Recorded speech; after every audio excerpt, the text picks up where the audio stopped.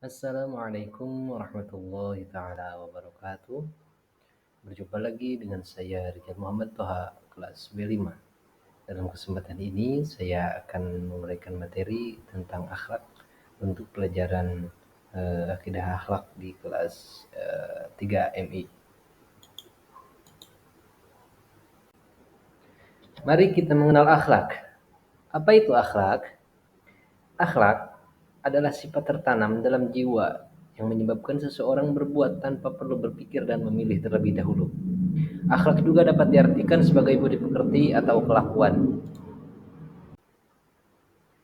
Untuk mengetahui akhlak secara lebih jauh, maka kita harus melihat dengan dua faktor. Yang pertama, secara etimologi atau secara bahasa. Akhlak, kata akhlak berasal dari bahasa Arab, yaitu khulukun ya, yang artinya perangai atau kesopanan.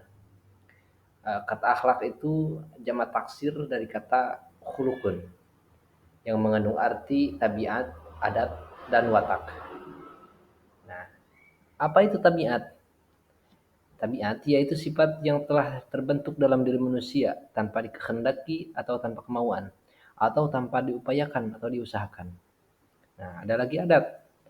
Adat yaitu sifat dalam diri manusia yang diupayakan atau diusahakan melalui latihan, yakni berdasarkan keinginan. Ada lagi watak. Watak itu jangkauannya meliputi hal yang menjadi tabiat dan hal yang diupayakan sehingga menjadi adat kebiasaan.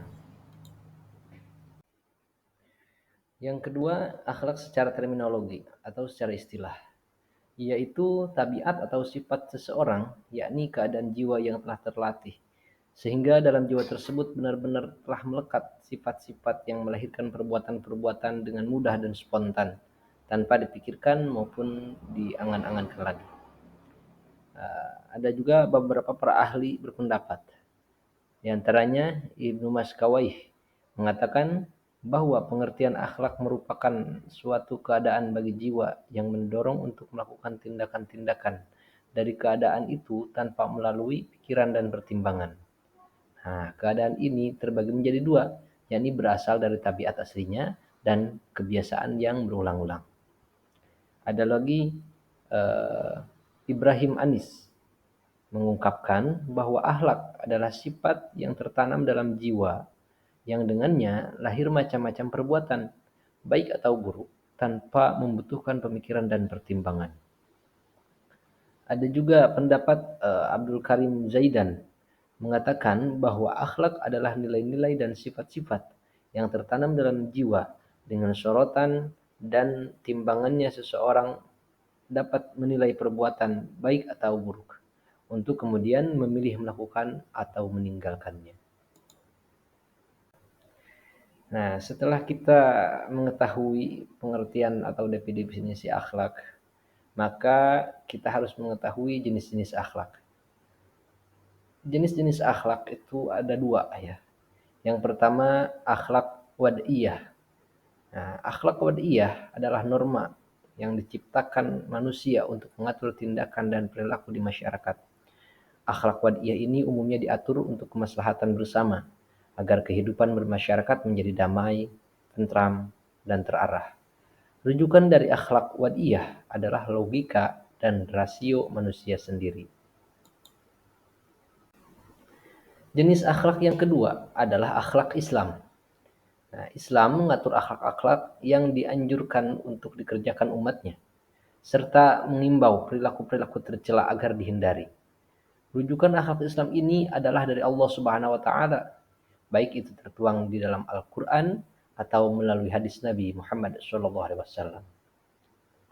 Akhlak Islam terbagi menjadi dua bagian. Yang pertama, akhlak terpuji atau akhlak mahmudah. Yang kedua, akhlak tercela yaitu akhlak mazmumah. Akhlak mahmudah atau akhlak terpuji disebut juga dengan akhlakul karimah, yaitu sikap dan tingkah laku yang mulia atau terpuji terhadap Allah, sesama manusia, dan juga lingkungannya. Sifat mulia tersebut bagi setiap muslim perlu diketahui yang bersumber dari Al-Quran dan Hadis.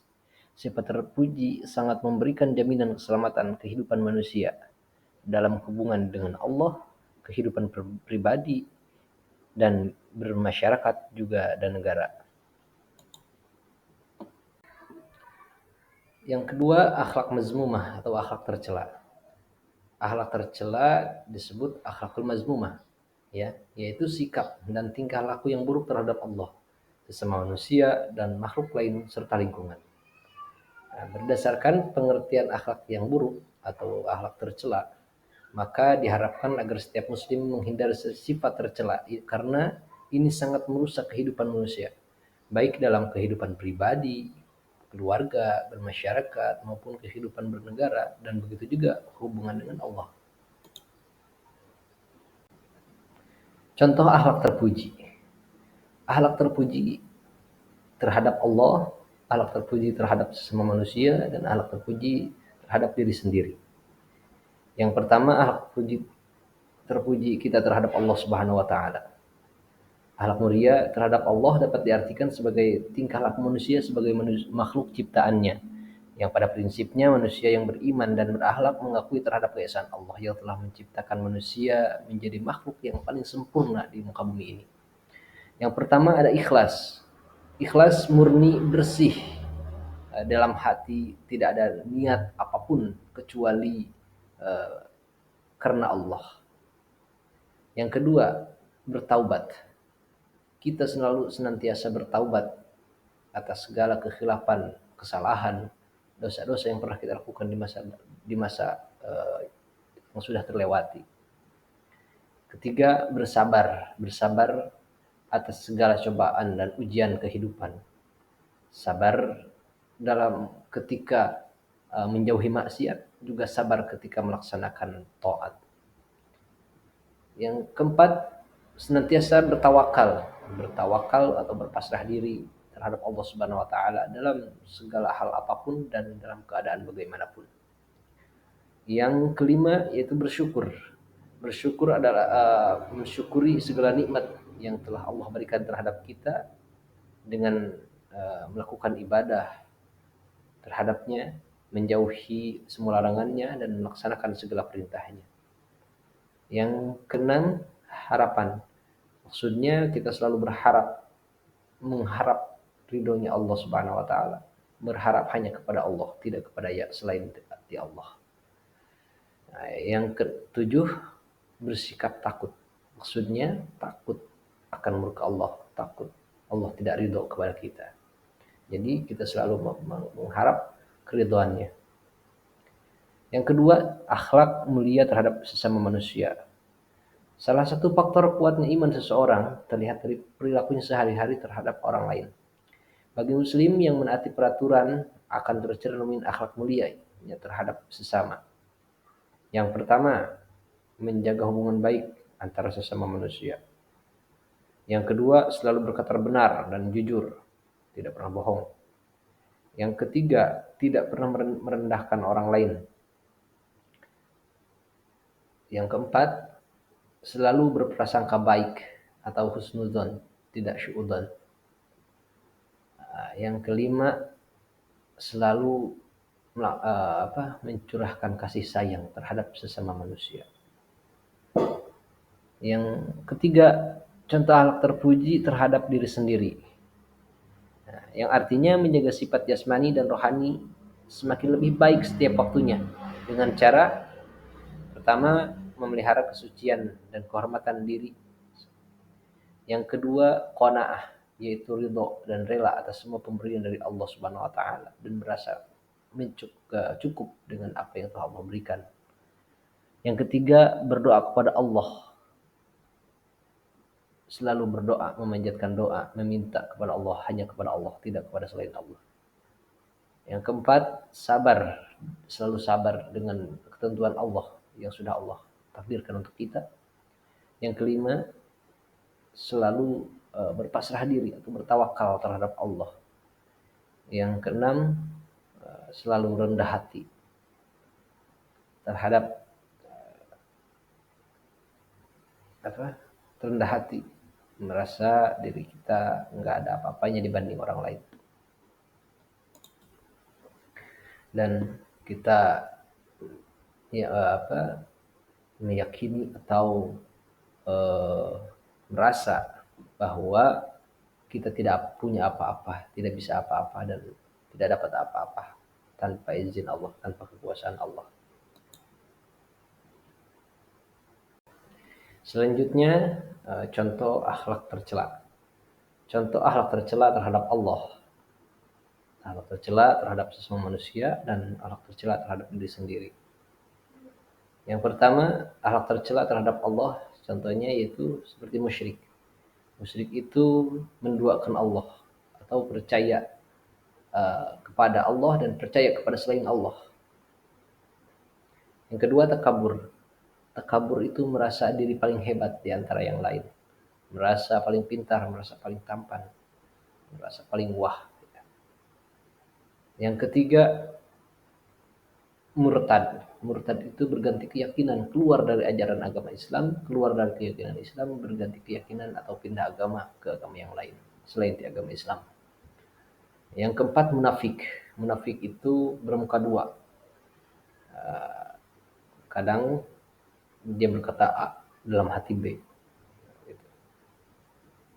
Contoh sikap atau perilaku akhlak tercela yang barusan saya sebut, musyrik, takabur, murtad, munafik, itu bakal kita harus jauhi semuanya. Yang kedua, contoh akhlak tercela terhadap sesama manusia. Yang pertama, mudah marah atau al-ghadab. Yang kedua, iri hati atau dengki. Yang ketiga, mengumpat atau menggibah seseorang, menggibah orang lain. Yang keempat, berbuat aniaya atau zalim terhadap orang lain. Yang kelima, kikir atau bakhil. Ya. Contoh akhlak tercela terhadap diri sendiri. Yang pertama, berbohong, berdusta. Yang kedua, melakukan dosa. Nah, itu akhlak-akhlak atau kelakuan-kelakuan seperti itu, maka kita harus menjauhinya agar diri kita selalu dalam kasih sayang Allah dan Rasulnya. Nah, apa manfaat akhlak akhlak mahmudah atau akhlakul karimah atau akhlak terpuji? Apakah manfaatnya terhadap diri kita? Yang pertama, dicintai oleh Nabi Muhammad SAW. Nabi Muhammad SAW selalu mengajarkan kepada umatnya untuk memiliki akhlak mahmudah atau akhlak terpuji. Di dalam sebuah hadis, beliau menyatakan bahwa seseorang muslim yang berperilaku akhlak terpuji akan dekat dengan Nabi Muhammad SAW. Dalam suatu hadis, beliau menyatakan, orang yang paling saya cintai dan paling dekat dengan saya, tempat saya kelak di akhirat adalah mereka yang memiliki akhlak mulia.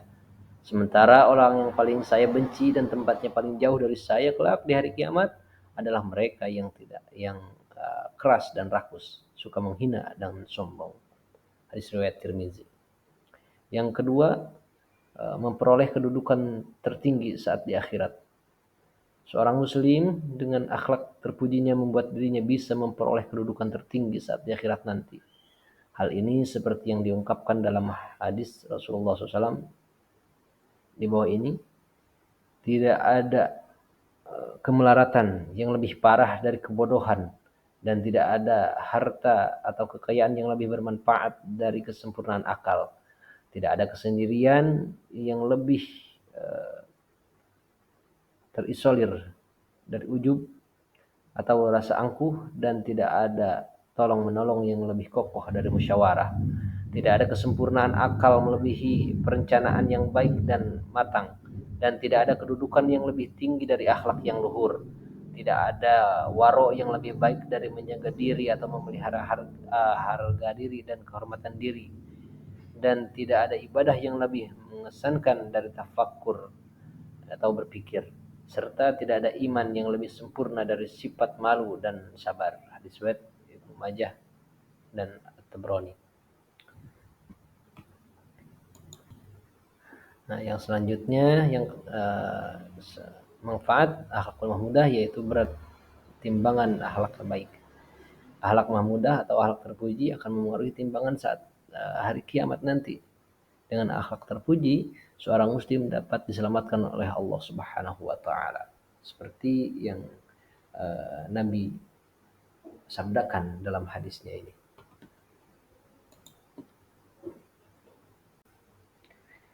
Kesimpulan dari materi yang saya sampaikan tadi, akhlak adalah sifat yang tertanam dalam diri manusia, sehingga akhlak tersebut akan muncul dengan sendirinya tanpa adanya pemikiran atau pertimbangan terlebih dahulu, serta atas kemauan sendiri tanpa adanya paksaan dari orang lain. Rasulullah SAW menganjurkan umatnya untuk berbuat baik dalam gerak-gerik atau perilaku kita dalam kehidupan sehari-hari. Berakhlak mulia dalam bertindak melakukan sesuatu. Pertama, yang menyangkut hubungan dengan Allah sebagai pencinta alam semesta. Kedua, hubungan sesama manusia. Ketiga, hubungan dengan alam semesta serta lingkungannya. Dan keempat, hubungan manusia dengan dirinya sendiri. Materi yang saya uraikan sudah cukup. Mohon maaf atas kekurangan dan kelebihannya. Saya ucapkan terima kasih. Wassalamualaikum warahmatullahi taala wabarakatuh.